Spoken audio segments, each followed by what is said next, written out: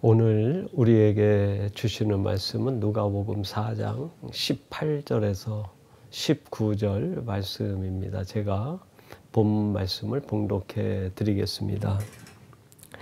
주의 성령이 내게 임하셨으니 이는 가난한 자에게 복음을 전하게 하시려고 내게 기름을 부으시고 나를 보내사 포로된 자에게 자유를 눈먼 자에게 다시 보게 함을 전파하며 눌린 자를 자유롭게 하고 주의 은혜의 해를 전파하게 하려 하심이라 하였더라. 아멘. 오늘은 주신 말씀 누가복음 4장 18절에서 19절 말씀을 갖고 사랑이 사명을 완성한다 라는 제목으로 하나님의 말씀을 전하도록 하겠습니다. 오늘 본문 말씀은 예수님께서 이 땅에 오셔서 자신이 왜 이 세상에 오셨는지 그 이유와 또 이 땅에서 어떤 사명이 있는지 그 사명에 대하여 무리들과 제자들에게 선포하시는 내용입니다. 여러분 다시 한번 본문 말씀을 주목해 보세요. 제가 한 번 더 봉독해 드리겠습니다. 주의 성령이 내게 임하셨으니 이는 가난한 자에게 복음을 전하게 하시려고 내게 기름을 부으시고 나를 보내사 포로된 자에게 자유를 눈먼 자에게 다시 보게 함을 전파하며 눌린 자를 자유롭게 하고 주의 은혜의 해를 전파하게 하려 하심이라. 아멘. 원래 이 말씀은 이사야서 61장 1절에서 3절까지 기록된 말씀입니다. 하나님께서 이사야 선지자를 통해서 장차 이루실 새 역사, 하나님의 새 일에 대하여 말씀하면서 출애굽한 이스라엘 백성들에게 하나님이 말씀하신 희년에 대한 것을 종말론적 하나님의 구속사의 완성의 모양으로 선포하시는 내용입니다. 그 근본 처음 선포된 것은 희년에 대한 말씀이지만 이것이 이사야 선지자를 통해서 종말론적 하나님의 나라 완성에 대한 계시로 선포가 되어졌고 예수님은 그 말씀을 자신에게 적용하여 내가 바로 이 하나님의 나라의 완성, 구속사의 완성을 이루기 위하여 왔다라고 예수님이 자신이 이 땅에 오신 이유와 사명에 대하여 말씀하고 계시는 것이죠. 예수님은 철저히 자신이 이 땅에 왜 오셨는지, 내가 이 땅에서 어떤 사명을 가지고 있는 존재인지를 분명히 아셨습니다. 이것이 곧 이 땅에서의 예수님의 정체성을 만들게 되는데, 그러면 이 사명에 기초한 예수님 스스로가 나는 누구라고 정체성을 밝히는데 그 어떤 정체성을 가지고 계셨을까요? 그것이 마가복음 10장 45절 말씀입니다. 제가 봉독해 드리겠습니다. 인자에 온 것은 섬김을 받으려 함이 아니라 도리어 섬기려 하고 자기 목숨을 많은 사람의 대속물로 주려 함이니라. 예수님께서는 자신의 정체성을 나는 섬김을 받으러 온 것이 아니라 섬기려 하고 도리어 나의 목숨을 다른 사람을 위한 대속물로, 십자가의 제물로 내어주기 위해서 내가 왔다라고 말씀합니다. 예수님이 인식한 자신의 정체성은 나는 대속물이다. 나는 그 누군가를 위하여 대신 드려지는 제물이다 하는 것으로 예수님이 자신의 정체성을 인식하셨다는 겁니다. 이런 정체성의 인식은 예수님의 삶의 태도와 예수님의 삶의 방식을 결정짓는데, 예수님의 삶의 방식, 태도, 그거는 뭐였을까요? 그것이 바로 사랑이었습니다. 요한복음 8장에 보면 예수님께서 제자들과 함께 지나가는데 그 앞에 당시 제사장과 서기관들과 바리새인 율법사가 현장에서 간음하다 잡힌 한 여인을 데리고 와서 선고를 내립니다. 우리 율법에 따르면 죄를 지은 사람은 그 현장에서 발각되면 돌로 쳐 죽이는 것이 우리 율법이 가르치는 바인데, 이 여인이 이렇게 죄를 짓다가 현장에서 잡혔으니까 돌로 쳐 죽여야 되는 것이 마땅합니까? 아니면 어떻게 해야 되는 것이 마땅합니까? 예수님을 시험하기 위해서 질문을 하고 그 여인을 예수님 앞에 끌고 온 겁니다. 그때 예수님께서는 아무 말도 하지 않으시고 땅에다 잠시 글씨를 쓰시다가 그 무리들에게 얘기합니다. 너희들 중에 죄 없는 자가 먼저 돌로 치라. 너희 중에 먼저 죄 없는 자가 이 여인에게 돌을 던지라 하는 말씀입니다. 여러분, 당시 제사장과 서기관들, 바리새인들, 또 이 율법사들은 그들이 이 땅에서 이루고자 하는 그들도 사명의식이 있었어요. 그 사명은 다윗 왕국의 회복이었습니다. 다윗 왕국이 회복된다는 것은 곧 자신들의 왕국을 다시 세운다는 의미가 내포되어 있었기 때문입니다. 그래서 이들의 궁극적인 사명은 나의 왕국을 수립하는 거였어요. 나의 왕국을 수립하는데 무엇을 도구로 다윗의 왕국이라는 빌미로 내 왕국을 세울 것인가?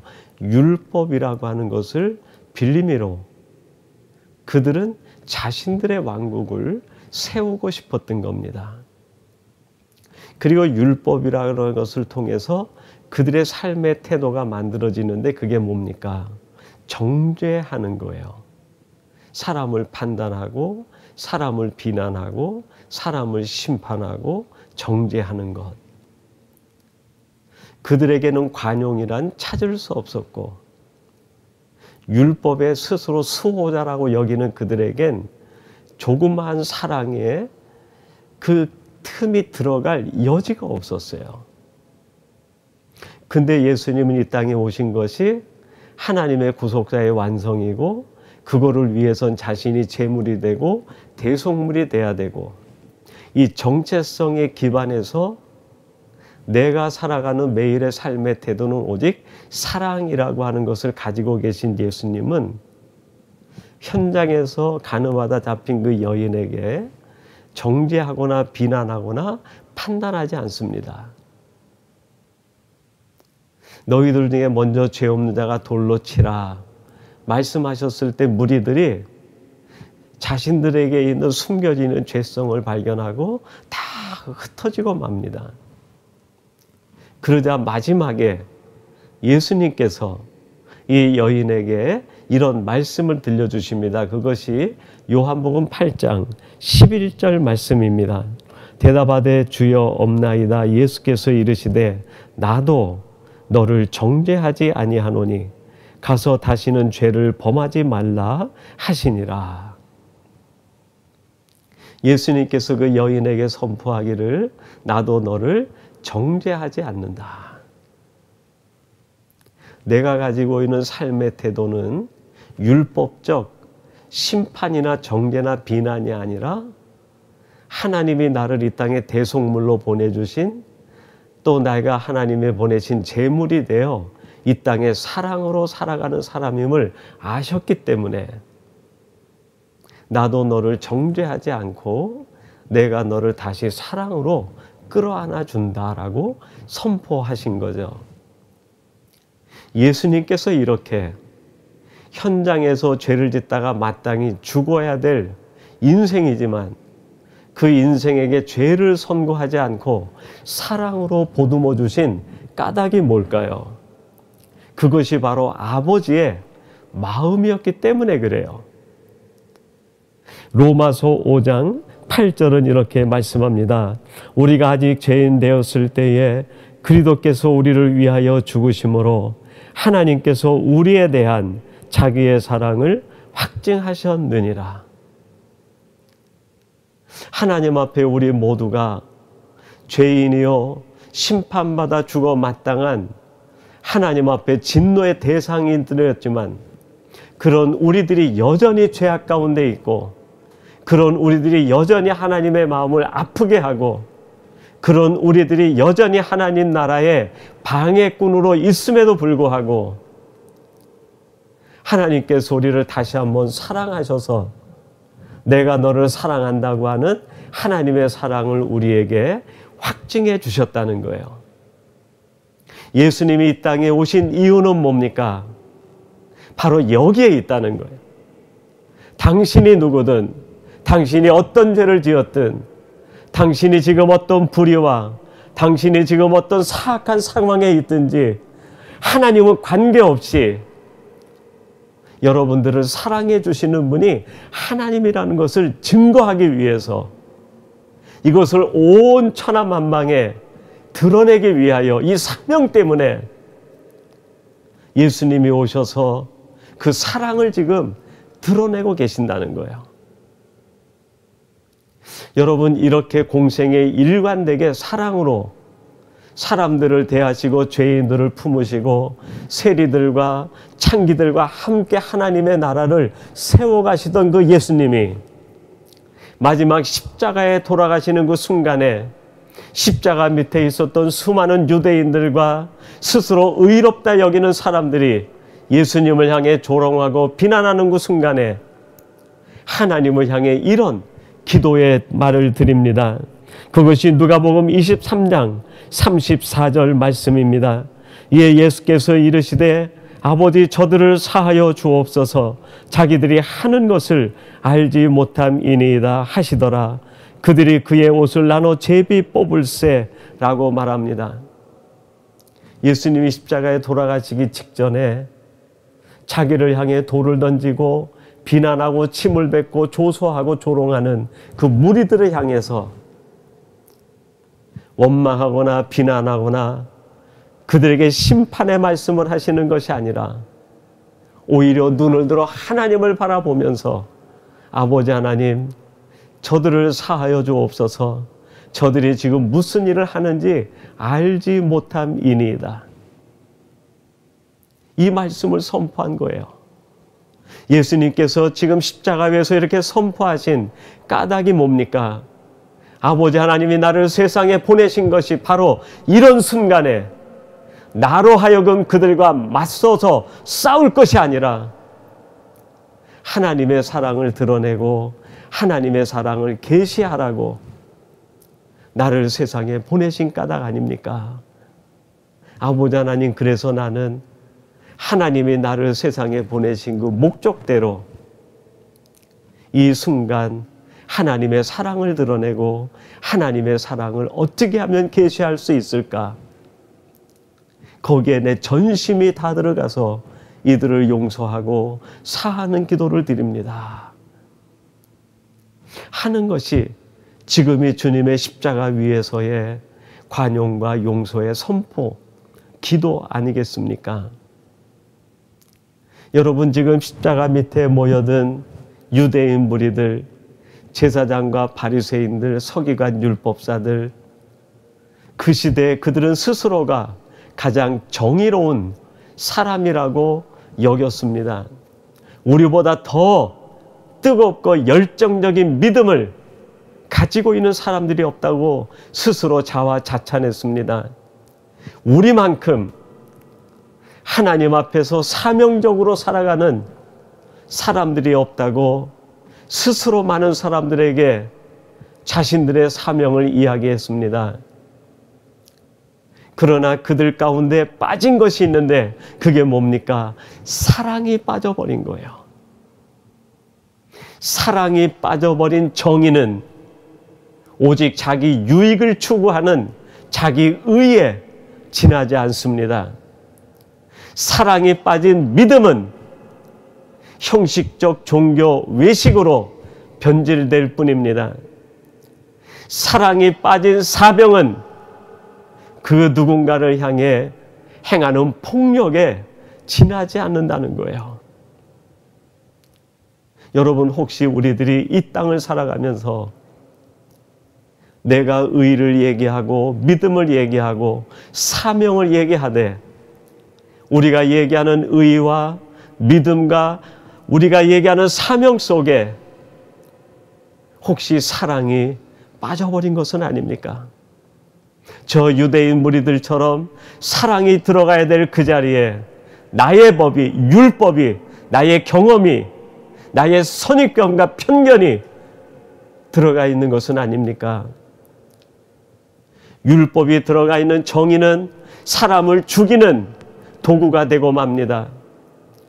율법이 들어간 믿음은 자기 공로를 앞세우는 형식적인 종교인으로 사람을 변질시키고 맙니다. 종교가 들어가 있고 사랑이 없고 율법이 들어가 있는 사명 속에는 하나님의 나라를 이루는 것이 아니라 하나님의 나라를 파괴하는 무서운 악이 들어가게 됩니다. 예수님이 십자가 위에서 지금 무리들을 향해 간곡하게 부탁하고 계시는 정말 중요한 메시지가 뭡니까? 얘들아, 너희들의 믿음에 무엇이 담겨 있는지 점검해 보아라. 너희들이 외치는 정의 속에 무엇이 정의의 기초가 되어 있는지 살펴보아라. 너희들이 지금 말하는 그 사명은 무엇에 기초한 사명인지 다시 한번 돌아보기를 바란다. 이게 십자가 위에서 무리들을 바라보시는 주님의 마음 아닙니까? 정의에 사랑이 담겨야 사람을 진리로 이끄는 안내자가 됩니다. 믿음에 사랑이 담겨야 하나님의 긍휼과 은혜를 맛보는 도구가 되고 통로가 됩니다. 우리 사명이 사랑으로 이어질 때 하나님을 이루어가는 하나님의 나라 완성의 도구가 될 수 있다는 겁니다. 예수님께서 이런 무리들을 만나기 직전 제자들과 함께 만찬을 하면서 제자들을 향해 선포하시는 말씀의 내용을 요한이 기록한 것이 있습니다. 요한복음 13장 1절 말씀 이렇게 기록합니다. 유월절 전에 예수께서 자기가 세상을 떠나 아버지께로 돌아가실 때가 이른 줄 아시고 세상에 있는 자기 사람들을 사랑하시되 끝까지 사랑하시니라. 예수님께서 이제 얼마 뒤면 십자가에서 이 땅에 예수님이 오신 목적대로 자신을 대속물로 제물로 내어주어 십자가에 죽으실 것 하신 주님께서 제자들을 향해 이야기합니다. 내가 너희들을 사랑하되 끝까지 사랑할 거야. 내가 너희들을 향해 가지고 있는 것은 이 사랑밖에 없다는 거예요. 이 사랑이 내 사명을 완성하고 이 사랑이 내가 이 땅에 와서 이루고자 하는 모든 것을 완성하는 도구가 된다고 선포하고 계시는 거 아니겠습니까? 여러분, 사랑하시는 주님께서 십자가 달려 돌아가시기 직전에 제자들에게 이렇게 내가 너희들을 끝까지 사랑할 거라고 말씀하신 까닭이 뭘까요? 제자들이 그것을 배우고자 꼭 배웠으면 좋겠다 하는 마음 때문 아니었겠습니까? 요한복음 13장 34절, 35절에서 주님이 제자들에게 이렇게 마지막 당부를 하십니다. 새 계명을 너희에게 주노니 서로 사랑하라. 내가 너희를 사랑한 것 같이 너희도 서로 사랑하라. 너희가 서로 사랑하면 이로써 모든 사람이 너희가 내 제자인 줄 알리라. 주님께서 제자들에게 만찬이 끝날 즈음에 이 말씀으로 당부합니다. 사랑하는 나의 제자들아, 너희들이 이제 서로 사랑하는 사람이 돼서 서로 사랑할 때 세상에 있는 모든 사람들이 너희들이 비로소 나의 제자요 하나님의 사람인 것을 알게 될 거야. 이 세상에 있는 모든 사람들에게 너희들이 전해줄 수 있는 것이 있다고 하면 바로 너희들이 삶의 자리에서 이 사랑이 계시되는 것, 그것이 가장 중요한 사명이고, 이것이 이루어질 때 너희들을 통해서 너희들이 이룬 그 자리가 하나님의 나라가 되고 구속사가 완성되어 가는 것 아니겠느냐 하시는 말씀 아닙니까? 제자들이 이때는 주님께서 이 말씀을 하시는 까닭과 이유를 몰랐습니다. 그러나 예수님이 십자가를 돌아가시는 그 순간에 제자들이 전부 예수님을 배신하고 뿔뿔이 흩어지고 도망가 버리고 맙니다. 나는 끝까지 주님을 배신하지 않고 따르겠습니다라고 장담했던 베드로마저 예수님을 부인하고 저주까지 하고 예수님에게 등을 돌리고 떠나버리고 맙니다. 나중에 부활하신 주님께서 요한복음 21장에서 그 베드로를 찾아가십니다. 그리고 베드로에게 묻습니다. 베드로야, 내가 나를 사랑하느냐? 내가 나를 사랑하느냐? 3번을 질문하세요.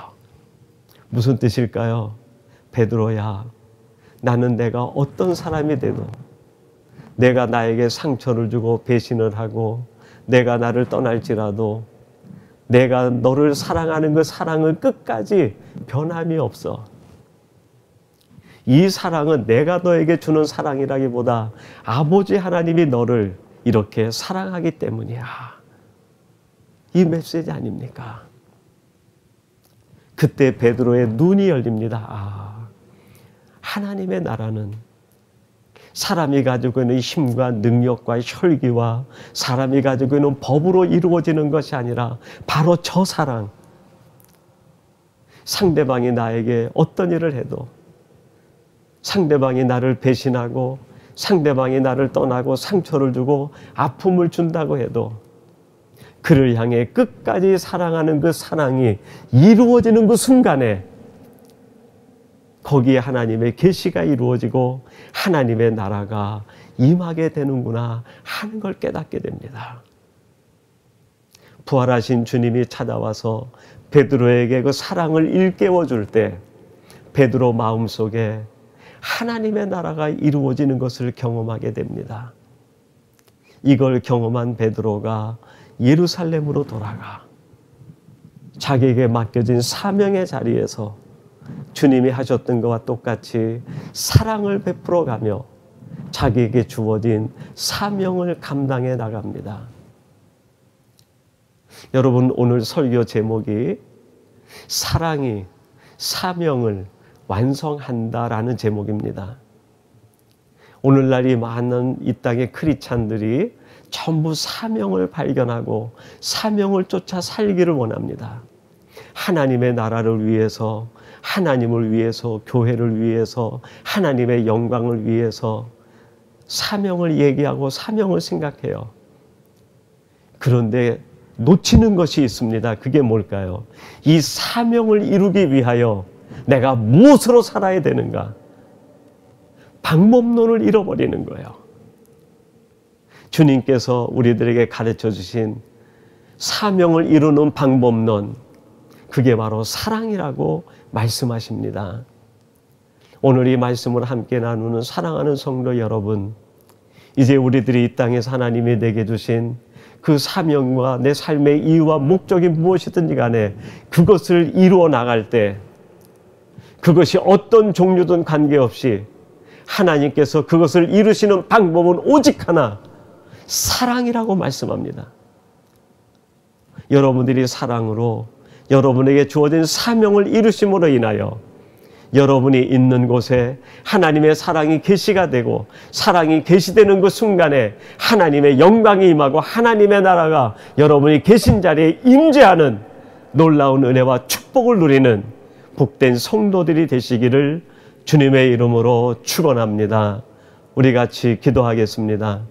하나님 아버지, 예수님께서 이 땅에 오셔서 이사야서 61장 1절에서 3절 말씀을 통하여 하나님의 나라를 완성하며 구속사를 완성하기 위하여 죄인들을 구원하기 위하여 오셨음을 말씀하시고 이를 위하여 나는 대속물이요 제물로 왔다라고 말씀하신 뒤 이것을 이루는 방법은 오직 사랑이라고 사랑의 실천을 우리에게 가르쳐 주시니 감사합니다.